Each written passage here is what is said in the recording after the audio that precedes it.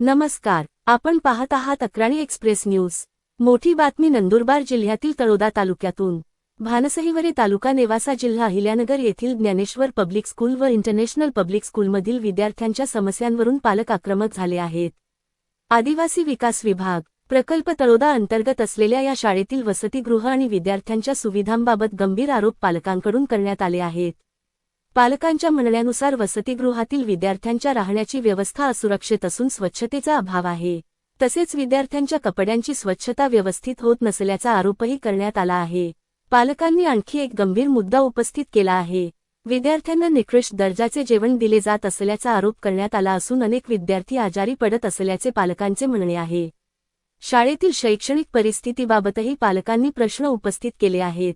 मागील 2 वर्षांत इयत्ता 10वीच्या निकालात अपेक्षित यश मिळाले नसल्याचा दावा पालकांनी केला आहे। त्यांच्या माहितीनुसार 120 विद्यार्थ्यांपैकी केवळ 4 विद्यार्थी उत्तीर्ण झाल्याचे सांगण्यात आले आहे। या सर्व समस्यांमुळे विद्यार्थ्यांचे शैक्षणिक नुकसान होत असल्याचा आरोप पालकांनी केला आहे।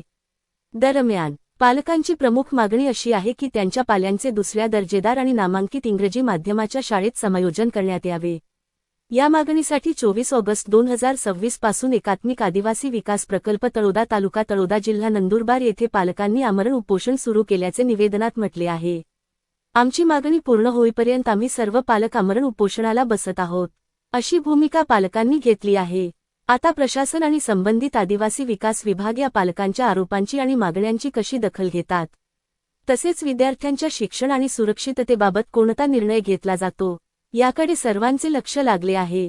विद्यार्थ्यांच्या भवितव्याचा प्रश्न असल्याने या प्रकरणाची प्रशासनाकडून तातडीने चौकशी करून योग्य तो निर्णय घेण्याची मागणी पालकांकडून करण्यात आली आहे। अधिक माहितीसाठी पाहत रहा Akrani express news. Akrani express न्यूजसाठी तळोदा तालुका प्रतिनिधी अजय वळवी। अक्राणी एक्सप्रेस न्यूजसाठी नंदुरबार जिल्ह्यातील प्रत्येक गावात प्रतिनिधी नेमणूक सुरू आहे। धन्यवाद।